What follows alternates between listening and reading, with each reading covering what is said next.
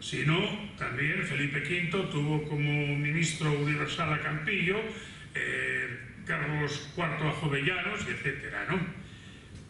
Los dos momentos estelares de Asturias fueron la monarquía y la Ilustración, y ambos tuvieron una proyección política muy destacada. Recordemos entre los reyes a Alfonso II el Casto y a Alfonso III el Magno. El primero funda Oviedo sobre los cimientos establecidos por su padre, el rey Fruela, y concibió a la capital de su reino a la manera de la Toledo gótica, tanto en la iglesia como en el palacio, según la crónica albeltense. Expulsó definitivamente a los moros en la batalla de Lutos, mantuvo buenas relaciones con Carlomagno y fue rey constructor, como lo sería su sucesor, Ramiro I. Alfonso III fue un rey guerrero y reconquistador, extendió los límites de su reino y pasó el Tajo hasta donde nunca habían intentado llegar nuestros príncipes, según el cronista. Asturias quedaba pequeña para empresas tan grandes y después de cruzar las montañas, en rigor fue el último rey de Asturias. A partir del traslado de la corte a León, que lleva a cabo su hijo Ordoño II, Asturias queda alejada de los grandes acontecimientos, entrando en una fase de decaimiento que se prolonga durante demasiados siglos. Ambos reyes dejaron tras ellos problemas sucesorios, el Casto por no haber tenido hijos y el Magno por haber tenido demasiados. Y Asturias no volverá a resurgir hasta la Ilustración del siglo XVIII y el industrialismo del siglo XIX, del que no se obtuvieron todos los frutos que hubieran sido deseables. Durante siglos, Asturias era una tierra alejada al otro lado de unos horizontes perdidos.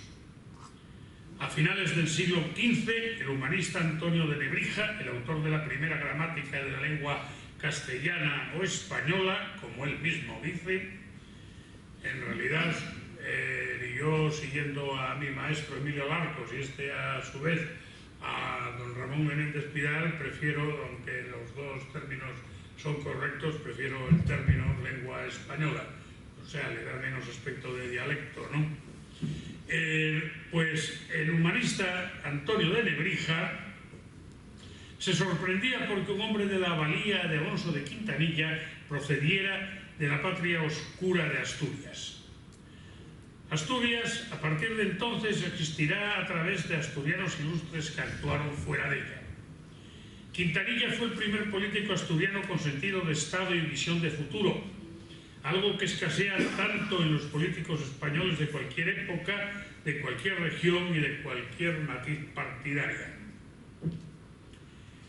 Fue fundamentalmente un administrador, muchas veces en funciones de gobernante, al servicio de los reyes de Castilla, primero de Enrique IV y después del de Isabel la Católica, tanto en la paz como en la guerra. Fundó la Santa Hermandad, financió la conquista de Canarias, reclutó y aprovisionó el ejército que tomó Granada, sometió Navarra, ordenó hacer el primer catastro para tener una idea de las riquezas del reino, restauró y saneó el tesoro y es, sobre todo, recordado como protector de Cristóbal Colón, a quien, según Lope de Gomara, le daba de comer de su despensa y le oía de buena gana las cosas que prometía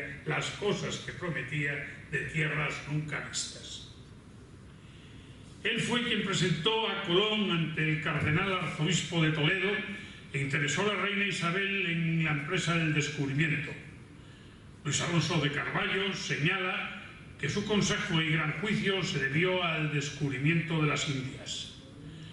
Sin duda, en su interés hacia la empresa americana influyó el hecho de haber contribuido económicamente a la expedición a las Islas Canarias y haber sido en ellas gobernador de ultramar, lo que le permitió tener en cuenta la importancia estratégica de aquellas islas en caso de que existieran nuevas tierras al oeste o Catay, que no se encontraba tan próxima como Colón suponía.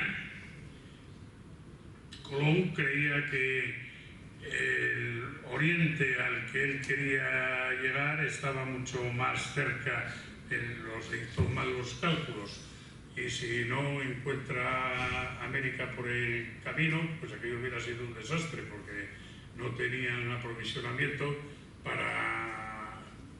Vamos, habían cruzado el Atlántico ya a duras penas, y si encima tienen que cruzar el Océano Pacífico, se tienen que comer unos a otros, naturalmente.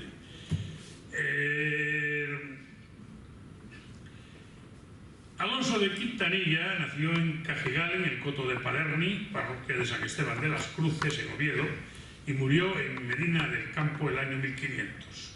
Como tantos otros asturianos eminentes, nunca volvió a su tierra natal. El segundo político con proyección estatal clara, y este sí con unas funciones de gobierno verdaderamente importantes, es el arzobispo don Fernando Valdés, el cual ocupa con su gestión buena parte de la primera mitad del siglo XVI. No debemos reducirle al cargo de inquisidor general.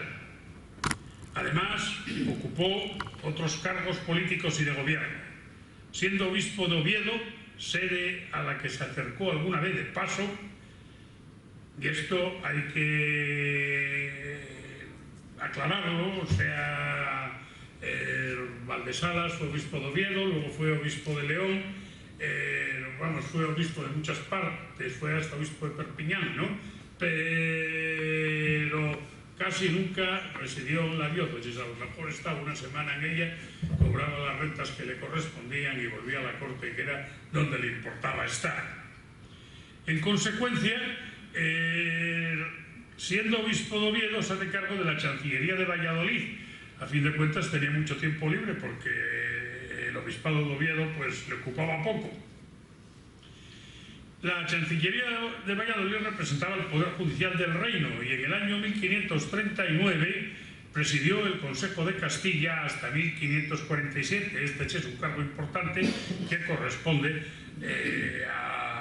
ya lo he dicho antes, al de primer ministro, y entonces el rango era el que estaba detrás del rey.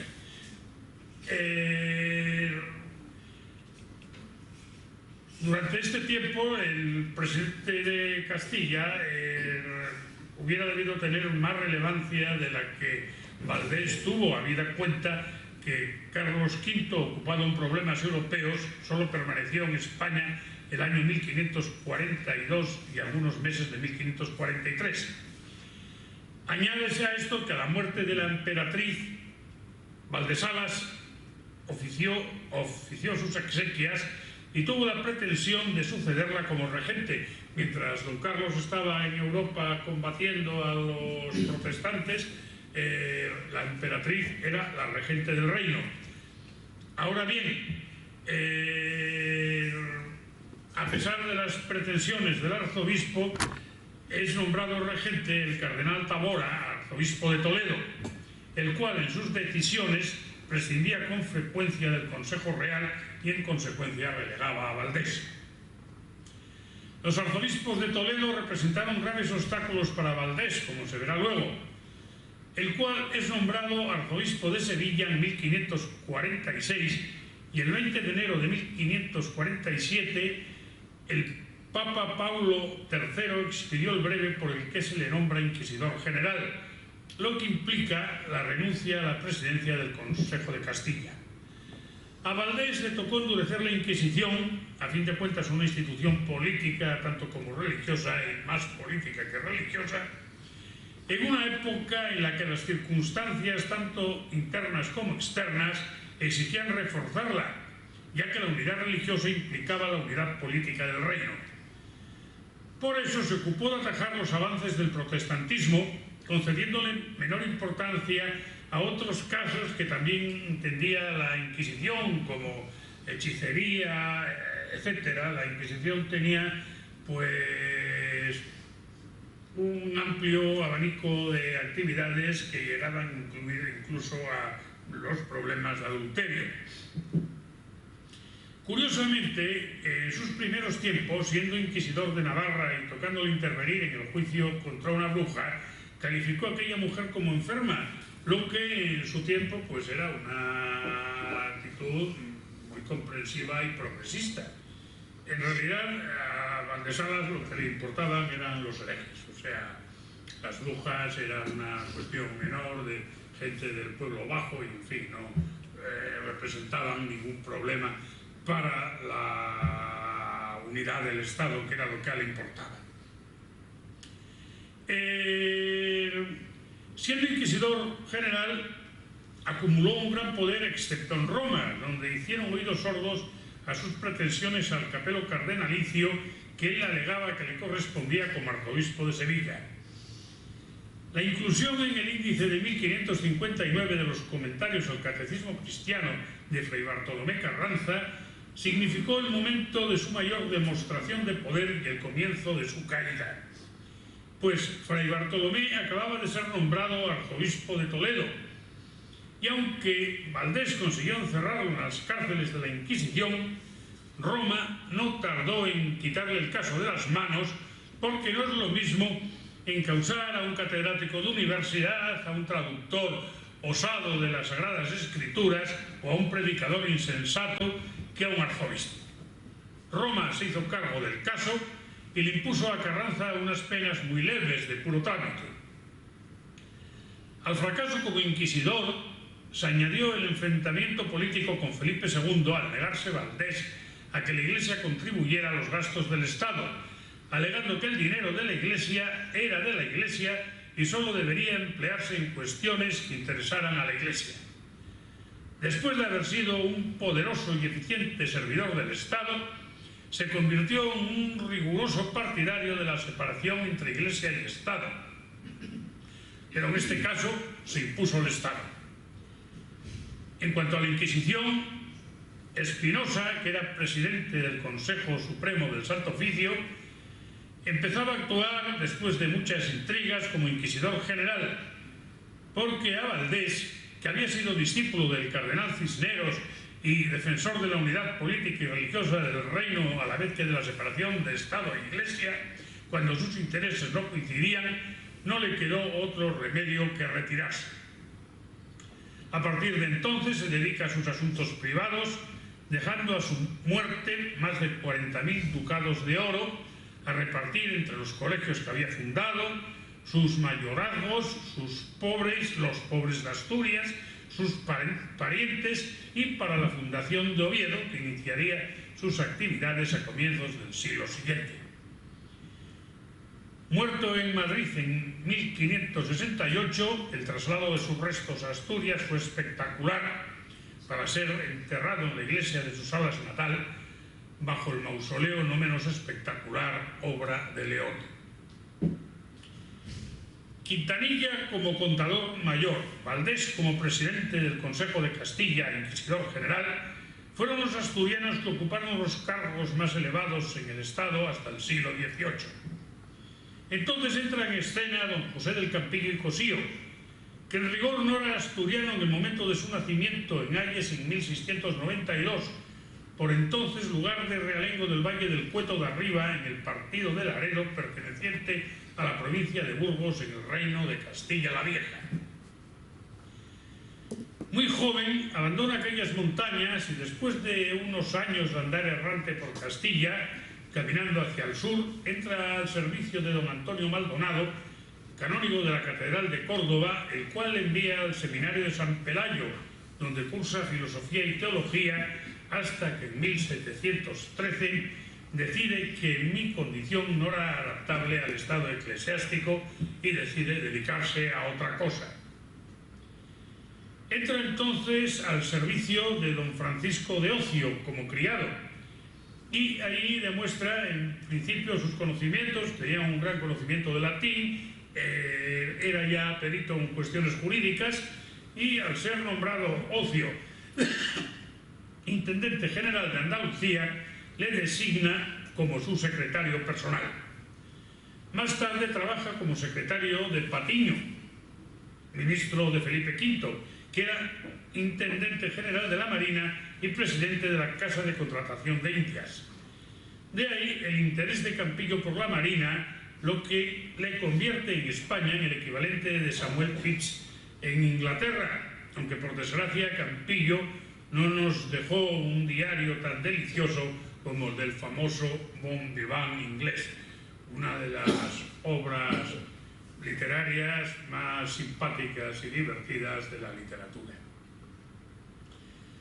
No por ello dejó de escribir, y mucho, obras que hoy se pueden leer reflexionando sobre lo que en ellas se dice, como Lo que hay de más y menos en España y España despierta.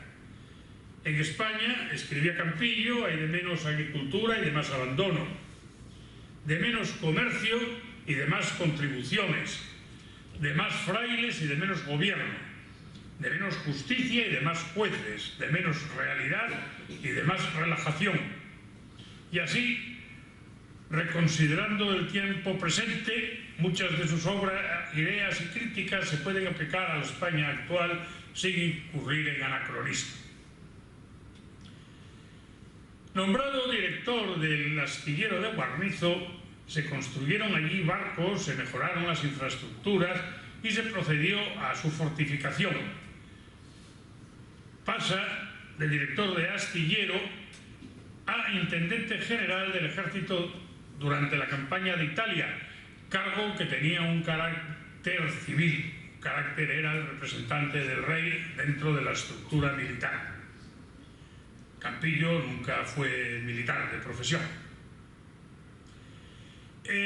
Seguidamente, en 1741, Felipe V le nombra secretario del despacho de Hacienda y poco más tarde ocupa las carteras de Guerra, Marina e Indias, siendo nombrado el 15 de noviembre de aquel mismo año lugarteniente del almirante.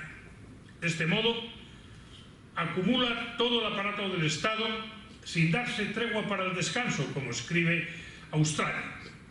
Ministro universal de Felipe V, siendo el asturiano que ocupó más altos cargos simultáneamente, perteneció, como escribe Pérez Bustamante, a la serie de gobernantes capaces, probos y austeros. Artola le opone algunas críticas, pero reconoce que su actuación ministerial será fructífera, sin duda ninguna, a pesar de la brevedad del cargo, pues literalmente agotado por el mucho trabajo que jamás se permitió descuidar, muere en su despacho de madrugada cuando se disponía a echar unas firmas el 11 de abril de 1743. Es decir, que Campillo murió con las botas puestas, como Errol Flynn en la famosa película de Rawlins. Campomanes será el siguiente asturiano que ocupe cargos de la más alta responsabilidad y, a diferencia de Campillo, los ejerció durante mucho tiempo. Pedro Rodríguez Campomanes nació en la aldea de Sorriba, al sur de Tineo, en 1723. Inicia sus estudios en Santillana del Mar, de cuya colegiata su tío materno, Pedro Pérez, era canónigo, y los continúa en la Universidad de Oviedo y en Sevilla. Es de notar la querencia de nuestros ilustrados hacia Andalucía, primero Campillo y Jovellanos después. Erudito y escritor, tradujo del griego el Periplo de Amnón y escribió unas disertaciones históricas del orden y caballería de los templarios, dos libros que desde luego están muy alejados de la actividad que posteriormente ejercería como político. Además de otras obras de carácter más acorde con sus ocupaciones de hacendista, como Tratado de las Regalías de la Desamortización, en el que plantea el perjuicio que ocasiona la concentración de bienes en manos de la Iglesia y, por si fuera poco, el dictamen que determinó la expulsión de los jesuitas el año 1767.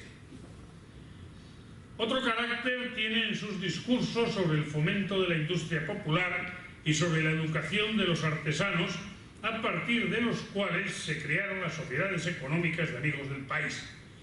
Miembro de la Academia de la Historia, la dirigió en 1764.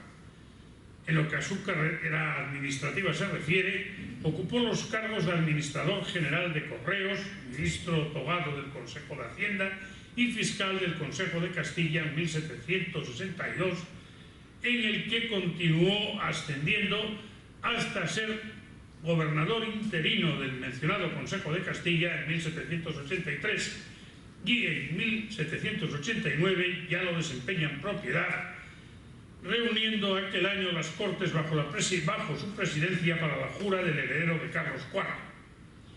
Estas Cortes tuvieron enorme trascendencia, pues derogaron la ley sálica que impedía reinar a las mujeres, establecida por Felipe V al comienzo del reinado de los Borbones en España.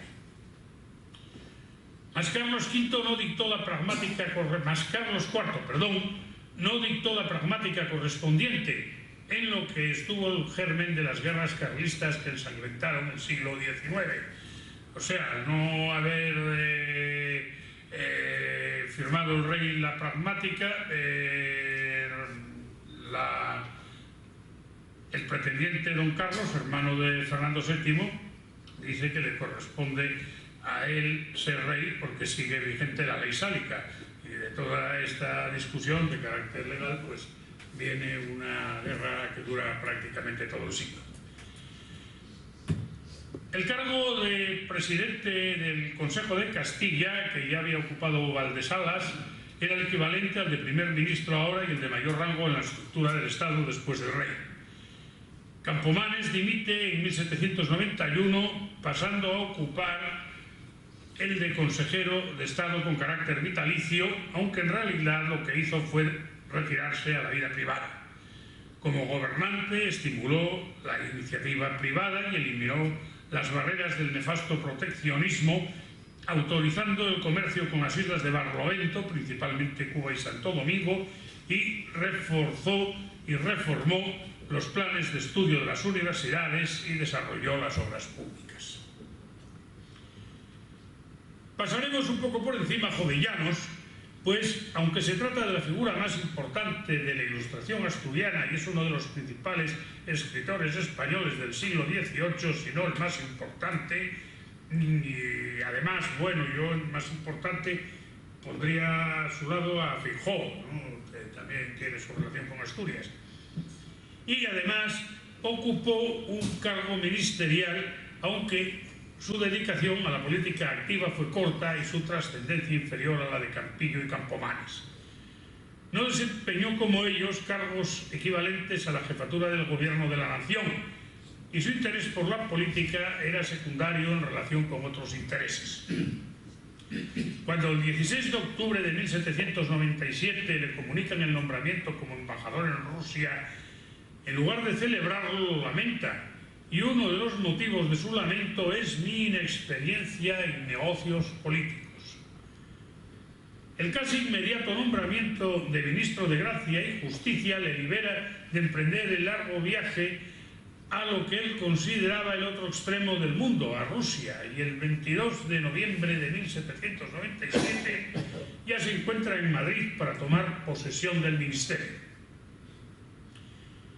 Este no llegó al año, siendo cesado el 15 de agosto de 1798. Su trabajo se centró en el intento de reforma del Tribunal de la Inquisición y en poner orden en las pragmáticas, células, decretos, órdenes y resoluciones añadidos a los viejos códigos, lo que implicaba una reforma jurídica completa. Durante tan corto espacio de tiempo sufre un envenenamiento y se crean numerosas enemistades, entre ellas la de Joaquín de Villanueva, por no haber querido apadrinar un libelo contra el Santo Oficio. Y ya estamos en el siglo XIX, en el que asturianos ocupan cargos ministeriales y de otro tipo, con Napoleón y contra Napoleón en las Cortes de Cádiz, cuya intervención fue importantísima, como se verá luego, con Fernando VII durante el trienio constitucional, con los liberales y con los carlistas, con la Primera República y con la Primera Restauración borbónica. Durante el trienio, don Evaristo San Miguel ocupó la presidencia del Consejo de Ministros, cargo al que sumó el de ministro de Estado, formando un gobierno llamado de los 7 patriotas, constituido por liberales exaltados y masones. Al producirse la intervención de los 100.000 hijos de San Luis, combatió contra ellos en Cataluña, ya que era militar de profesión y tenía el grado de coronel. Herido gravemente en octubre de 1823, fue hecho prisionero y trasladado a Francia, desde donde, al ser liberado al año siguiente, pasó como emigrado político a Inglaterra. Amnistiado a la muerte de Fernando VII, regresa a España, donde se incorpora como coronel al Ejército del Norte y, con este grado, lucha en la guerra carlista, naturalmente, del lado de los liberales. Ascendido a mariscal de campo, fue capitán general interino de Aragón hasta el año 1836, en que es elegido diputado por Asturias como miembro del Partido Progresista. Ministro de la Guerra interinamente de la Marina, a raíz de la Revolución de julio de 1854 presidió la Junta de Salvación, por la que Isabel II le gratificó con el título de Duque de San Miguel. O sea, algo paradójico que un revolucionario de esta talla luego hubiera defendido la corona. San Miguel murió de una edad ya muy avanzada en 1862. Otros dos asturianos ocuparon las presidencias del Consejo de Ministros, que fueron don José Posada Herrera, desde el 13 de octubre de 1883 hasta el 18 de enero de 1884, y don Torcuato Fernández Miranda, con carácter interino en 1973, después del asesinato del almirante Carrero Blanco. Posada Herrera había sido previamente ministro de la Gobernación, embajador en el Vaticano y sucesivamente ocupó las presidencias del Estado, del Consejo de Estado, del Congreso de los Diputados y del Consejo de Ministros. Y para que no le quedara presidencia por ocupar, fue el primer presidente del Centro de Asturianos de Madrid. Torcuato Fernández Miranda procedía del mundo académico, había sido rector de la Universidad de Oviedo. Fue ministro, secretario general del Movimiento, vicepresidente del Consejo de Ministros y jefe del gobierno a la muerte, como he dicho ya, del almirante Carrero Blanco, hasta el nombramiento de Carlos Arias Navarro para ocupar la jefatura del gobierno. Un caso bastante insólito, que es que después de producirse un magnicidio de aquella categoría, precisamente nombra en jefe de gobierno al ministro del Interior. Vamos, un caso que no creo que se haya dado ninguna otra vez. Fernández Miranda fue una figura clave de la transición, digamos, desde el otro campo, por así decirlo, aunque naturalmente hay que reconocerle que en aquellos momentos contribuyó de una manera muy importante a que el proceso de democratización de España se llevara adelante. Aunque no haya presidido el Consejo de Ministros, pero sí el Congreso, Alejandro Mon, como ministro de Hacienda, modernizó la administración pública y tributaria, adaptándola a moldes europeos. A todo lo que vino después en materia tributaria puede decirse que Mon le puso la primera piedra. Y en el siglo XX, dos asturianos que no llegaron a presidir ningún gobierno fueron figuras centrales de la vida política: don Melquiades Álvarez del Partido Reformista y Indalecio Prieto del Socialista. Prieto fue una figura grande, aunque en parte desaprovechada, un político con sentido común y con sentido de Estado, dos cosas, repito, raras en este reino. Finalmente, en las Cortes de Cádiz se abre la zanja entre las dos Españas. Como escribe Cepeda Adán, unos defendían catedrales góticas y monarquía absoluta, los otros máquinas de vapor y constitución. Dos asturianos de concejos limítrofes, el llanisco Inguanzo, más tarde cardenal, y el riosellano Agustín Argüelles, encarnaban ambas posiciones encontradas. Podríase decir que el límite de ambas Españas es apenas un riachuelo, el Aguamia, o Aguamía. Decía Churchill que España es la única nación que lleva siglos intentando destruirse desde dentro sin conseguirlo. Digamos que de los políticos reseñados no podemos señalar a grandes destructores. ¿Acaso Campomanes, por no haber forzado al rey Carlos IV con más energía a que firmara la pragmática que aboliría la ley sálica y con ella evitaría las guerras carlistas que tanto desastre traerían en el futuro? Algunos de estos políticos desarrollaron obras literarias más o menos considerables. El arzobispo Valdés no escribió de su mano, pero es evidente que tuvo una extraordinaria influencia sobre la literatura de su pueblo, estableciendo diferentes índices de libros prohibidos y dándose la paradoja de que el mismo que perseguía libros fundaba universidades. Pero en lo que a los libros respecta, es preciso hacer una matización. Se perseguían obras de asunto teológico en las que, según se leyeran, era fácil rastrear proposiciones heréticas, catecismos y devociones y versiones de la Biblia en lengua vulgar, fue por lo que tuvo problemas con la Inquisición Fray Luis de León.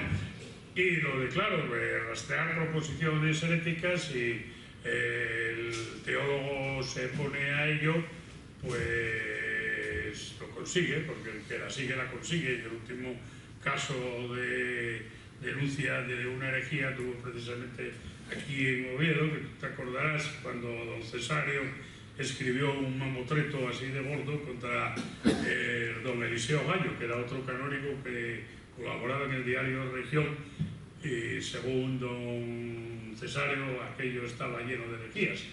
O sea, los escritos en Región de don Eliseo Gallo dirigidas a las señoras de Acción Católica eran heréticas, ¿no? Pero bueno, don Cesario escribió también un libro sobre Franco Rey, y el esfuerzo medular del krausismo contra la obra gigante de Pelayo.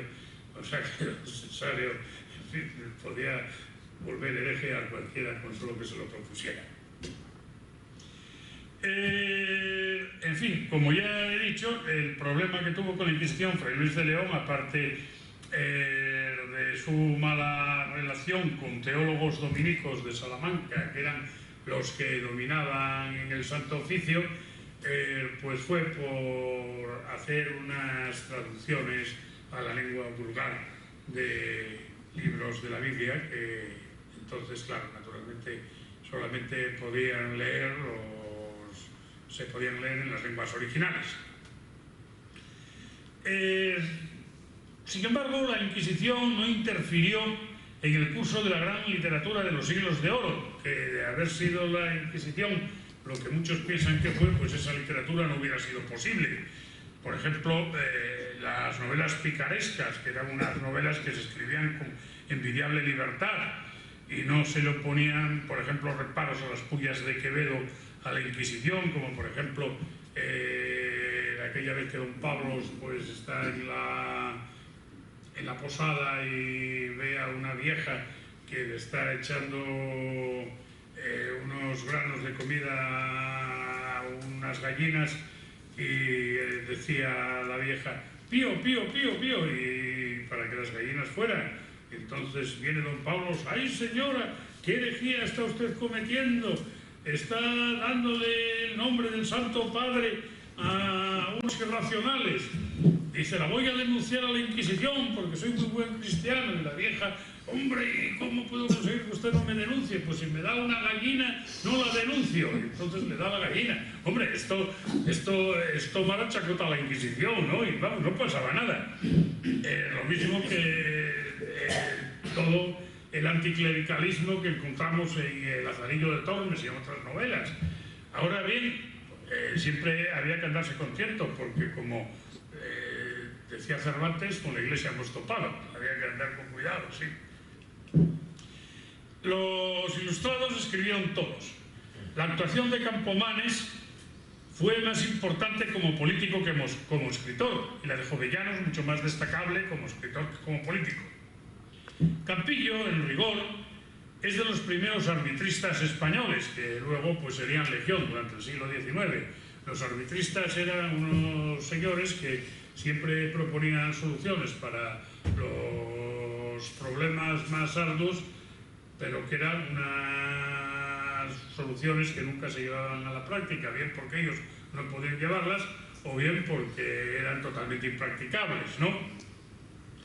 Sus libros proponen medidas de gobierno y económicas destinadas a la mejora de las instituciones, al mejor aprovechamiento de los recursos y, en definitiva, a la prosperidad de la nación.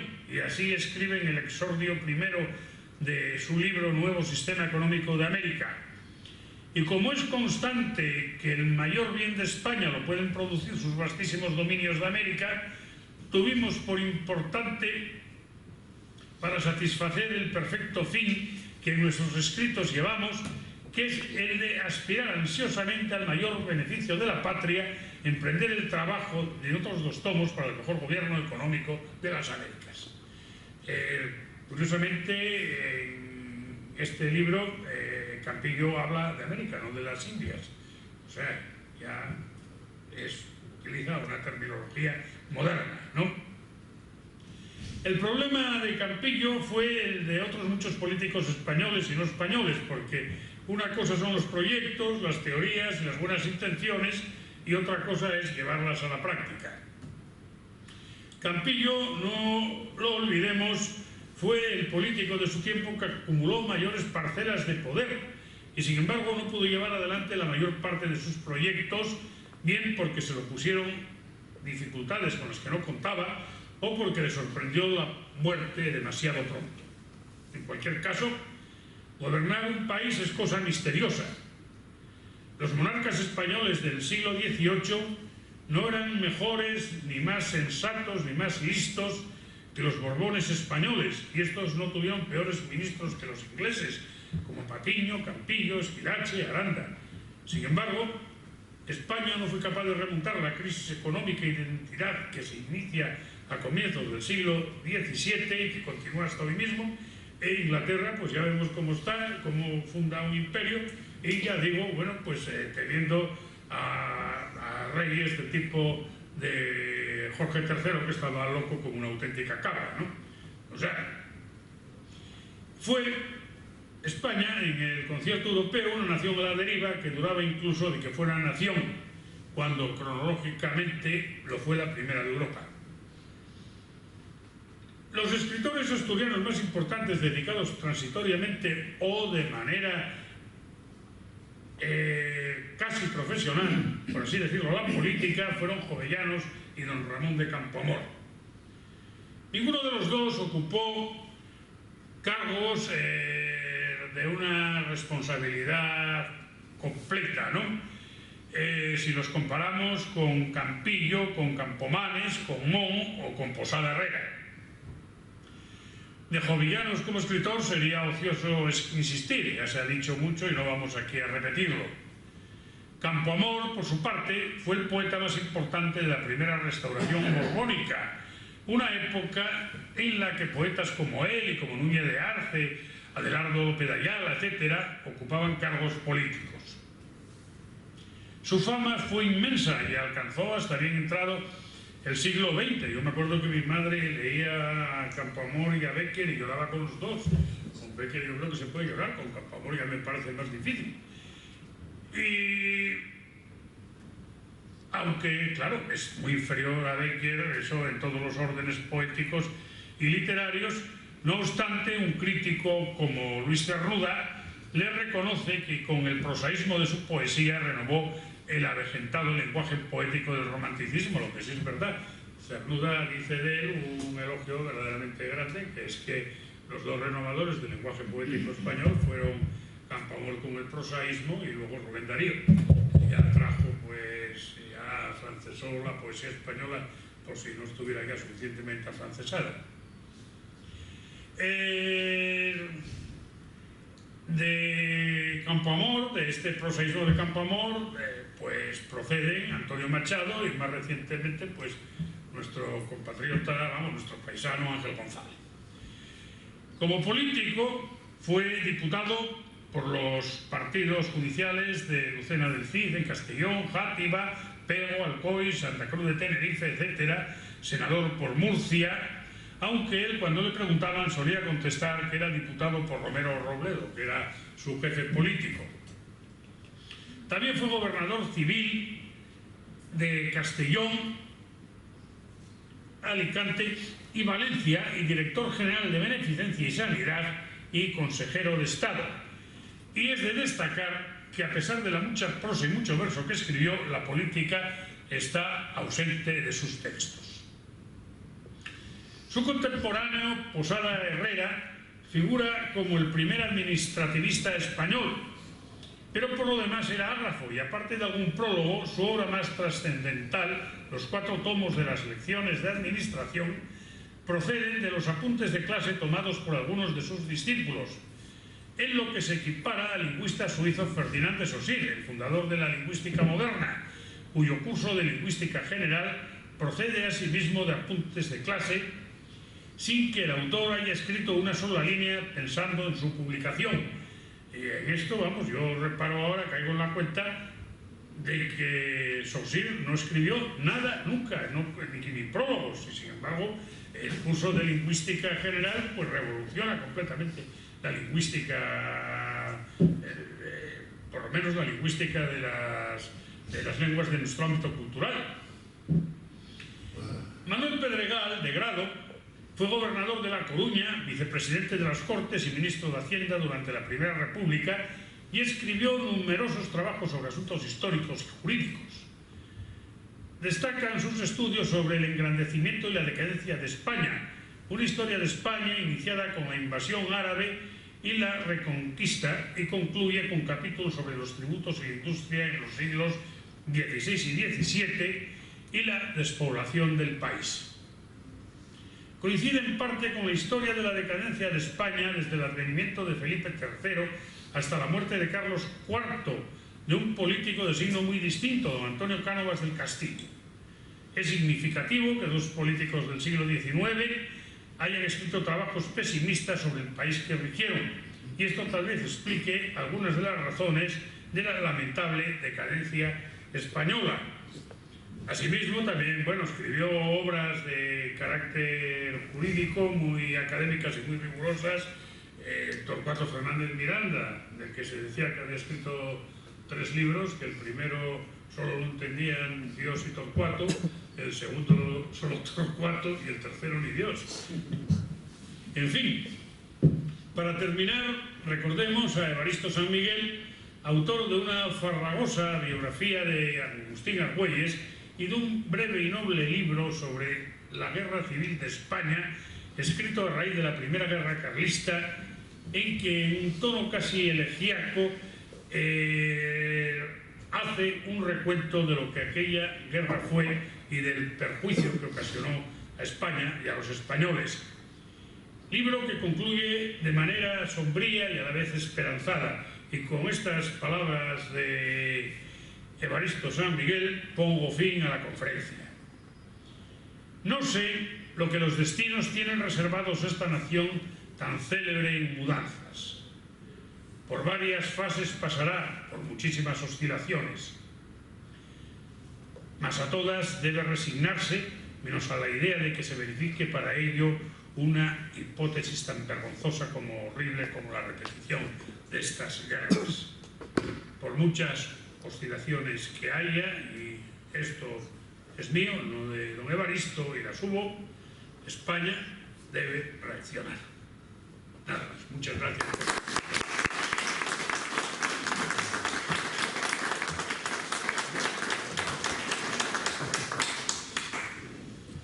Bueno, pues con esto damos por finalizada esta jornada de presentación de las 12ª Jornadas de Historia. Quiero agradecerles a todos la presencia, agradecer a José Ignacio Gracia Noriega también su excelente disertación, y nada, les esperamos en Navia, allá en el ocaso del verano, para continuar estas jornadas. Muchas gracias por su presencia.